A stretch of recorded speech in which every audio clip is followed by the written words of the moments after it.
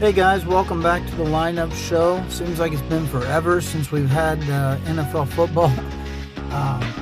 Not having that Thursday game, but it's that time of year again. So today we have the Carolina Panthers at the Tampa Bay Buccaneers fighting over the NFC South. And we got the Seattle Seahawks at the San Francisco 49ers fighting over the number one seed in the NFC. So, with that said, the highest projected player in today's slate is going to be Jackson Smith and Jigba, projected at 22.4 fantasy points. Next is going to be Christian McCaffrey, projected 21.9 fantasy points. And out of these quarterbacks, it goes Brock Purdy projected 18.8, Baker Mayfield projected 18 fantasy points, Sam Darnold projected 17.6, and Bryce Young projected 15.6. And the reason I'm bringing up projections, because normally I honestly don't, is because I really didn't know what to do as far as quarterback, and I still kind of don't. So if we look at Brock Purdy, again, projected to be the highest. When he played Seattle in week 1, and I realize these teams are not the same as they were in week 1. They've worked out kinks. They've had players injured, things like that. They are not the same, I assure you, as they were in week 1. But in week 1, he was able to put up 18.8 fantasy points, which is exactly what he's projected. That's kind of funny. Was able to put up 18.8 fantasy points against them in week 1, and the matchup there is that Seattle is 10th against the quarterback and 12th in yards allowed, pass yards allowed per game.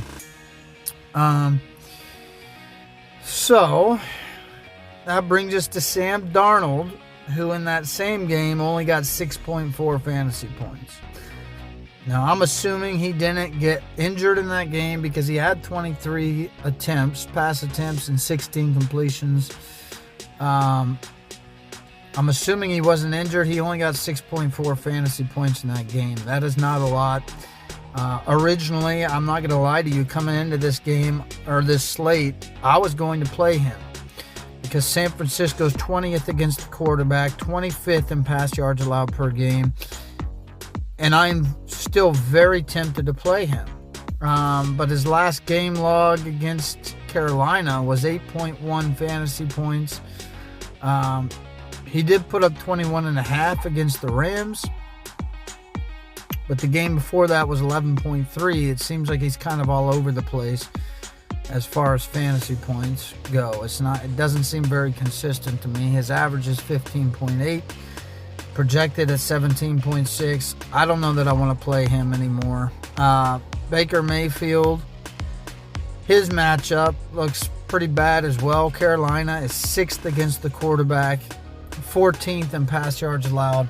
And I feel like we have a little bit of a better preview from these guys because they just played Carolina 2 weeks ago, and he only got 13.7 fantasy points in that game. So this one is at Tampa Bay, so maybe that gives them a little bit of an advantage, but I don't think it's going to make much of a difference, although he is projected at 18 fantasy points.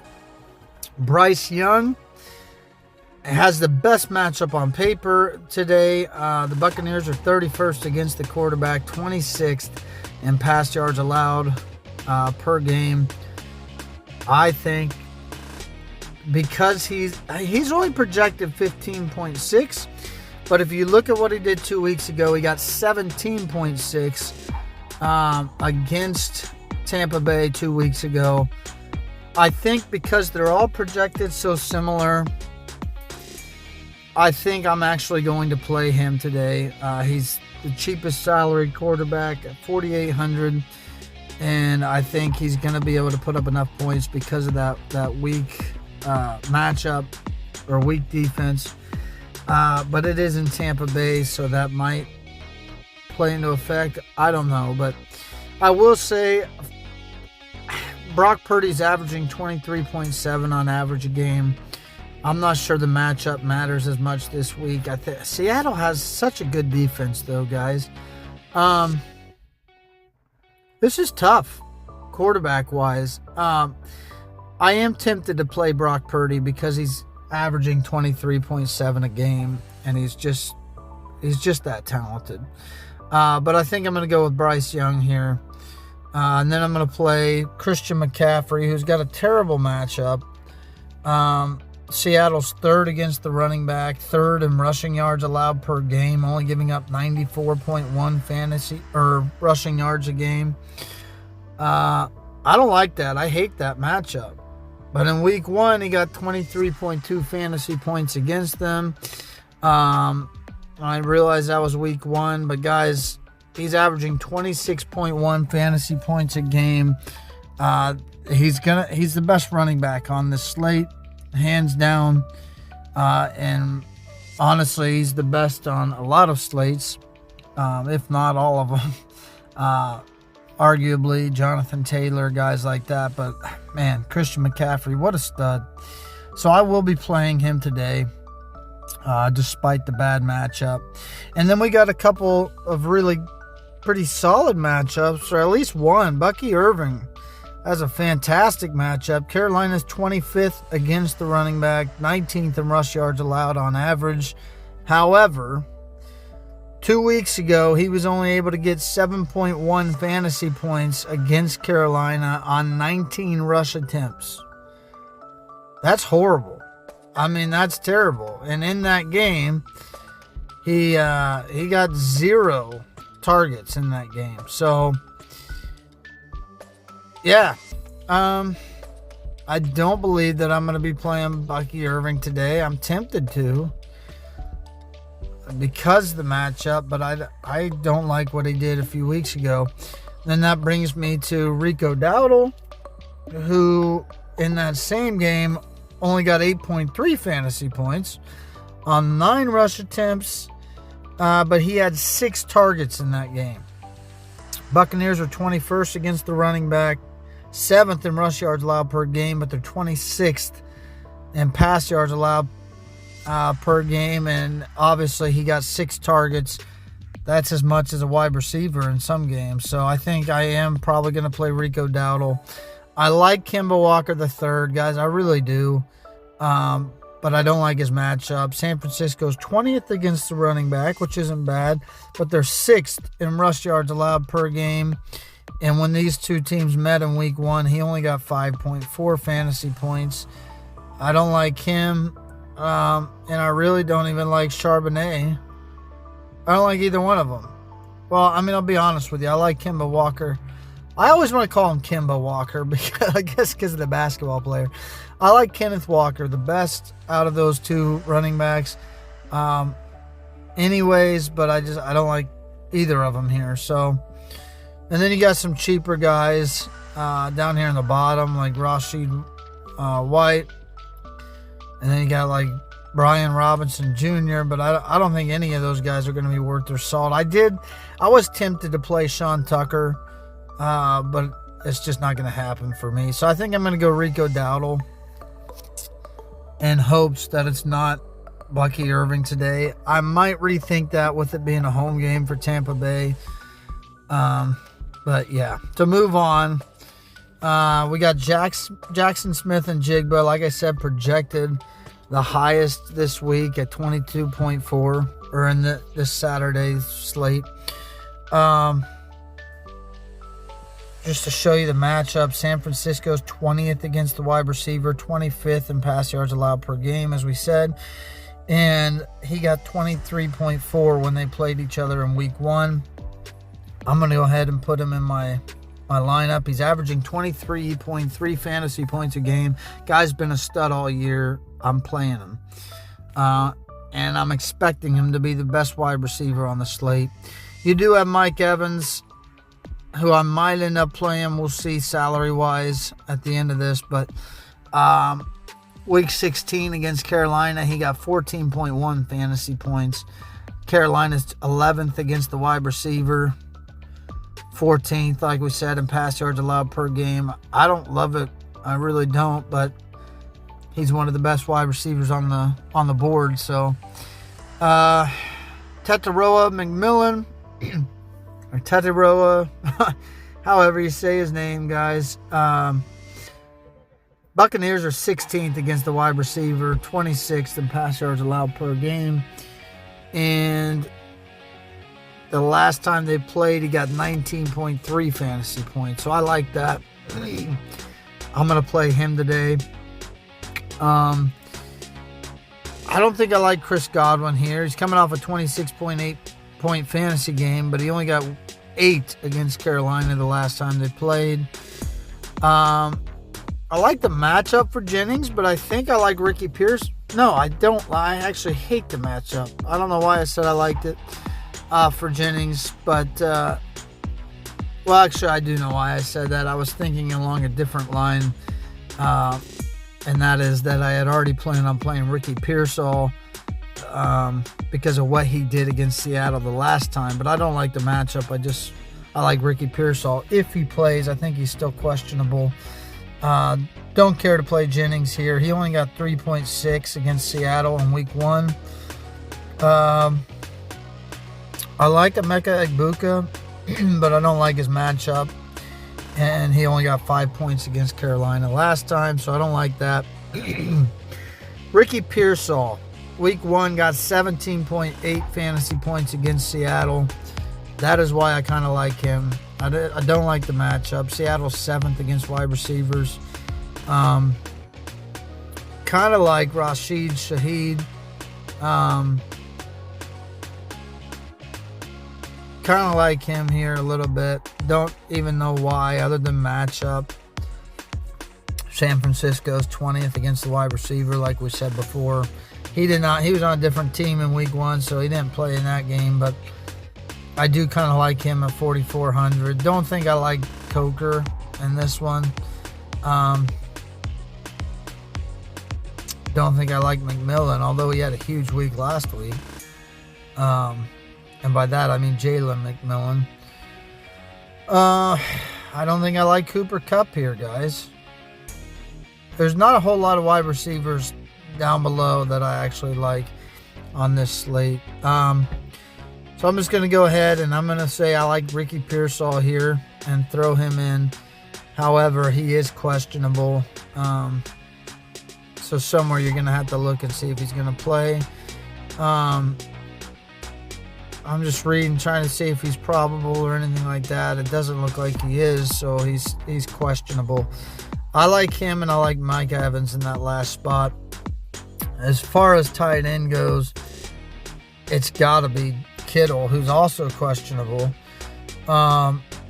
with an ankle injury. But he logged back-to-back limited sessions. It looks like for practice this week, so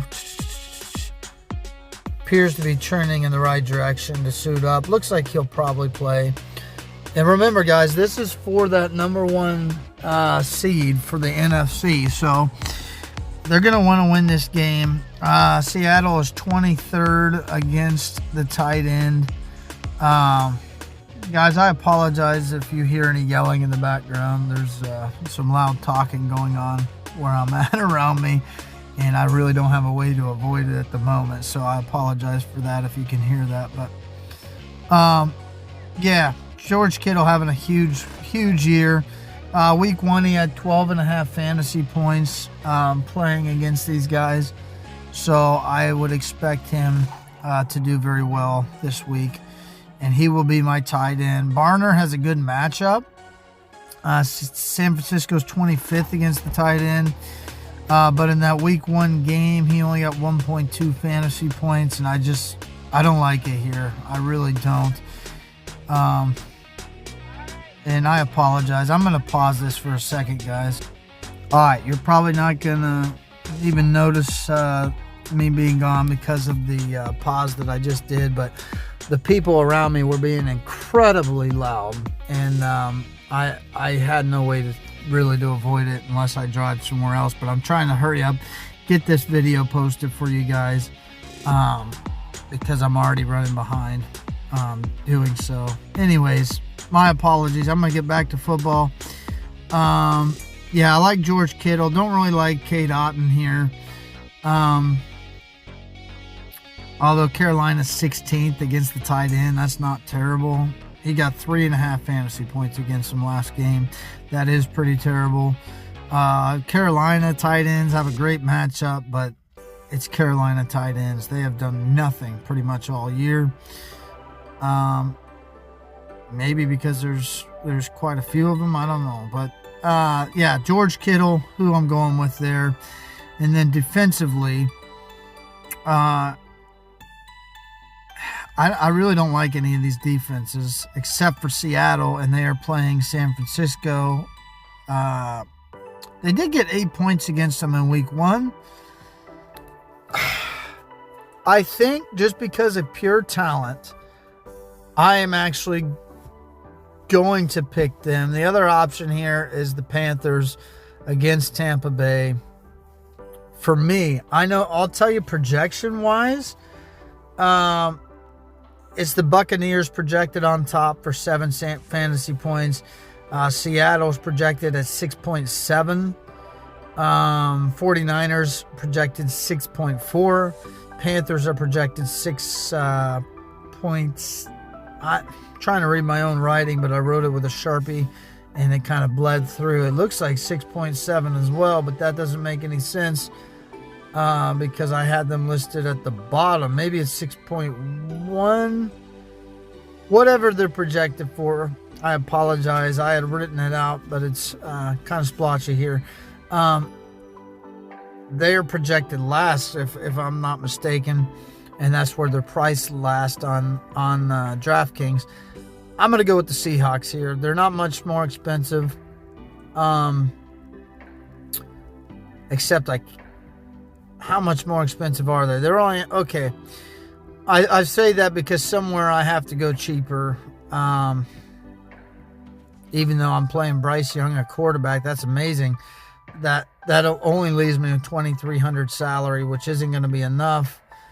So the only thing I could think there is if Kittle doesn't play, and Tunges does play, or Tunges, I'm going to go. Tunges had he had 10.5 fantasy points against Seattle week 1. I can't remember if Kittle played in that game. Did he play in that game? Yes, he did. Actually, I already mentioned that. He had 12.5 fantasy points against him week 1. I'm going to go with Tunges here. Saving me a boatload on salary. The only downside is that means I'm not playing Kittle. The only difference that would be here is if Pearsall does not play, then I might end up changing it anyways, taking Pearsall out, playing a cheaper wide receiver, and playing George Kittle instead. He's got a better matchup anyway, so I might do that. Seattle's 23rd against the tight end. This video's getting long. I apologize. I'm going to hurry up and end it. But that gives me a little more as far as player goes, or player options. And I think what I'm going to do is play Shaheed. I think I like Shaheed here. Yeah. In fact, let's just try it. Let's take out Pearsall, play Shaheed here, and then go ahead and play Kittle. And then that would leave us 3,000. Which I think what I would do here is end up playing. Tez Johnson did nothing against Carolina last time. Cameron Johnson did nothing. Sterling Shepard didn't even play in that game. So I think what it's looking like I'm going to end up doing is exactly what I thought, and going back to Tunges, playing both tight ends for San Francisco. And I think this might be my lineup. If Ricky Pearsall does play, it might change things up a little bit, but I think I'm going to go double San Francisco tight ends, which I would normally never do. But there you have it, guys. I think this might be my lineup today. Bryce Young, Christian McCaffrey, Rico Dowdle, Jackson Smith and Jigba, Tetero McMillan, Rashid Rice, or I'm sorry, not Rashid Rice, Rashid Shaheed. Rashid. I am tongue twister. Getting myself confused there. George Kittle, and then Tunges in the Seahawks defense. I think that's the route I'm going to go. As usual, I wish you the best for your lineup. I apologize. This video was so sporadic and for any background noise or interruptions. But at least you have something to look at to help you with your lineup. And I appreciate you guys watching. I will talk to you for the main slate tomorrow. So thanks, guys. Have a good one.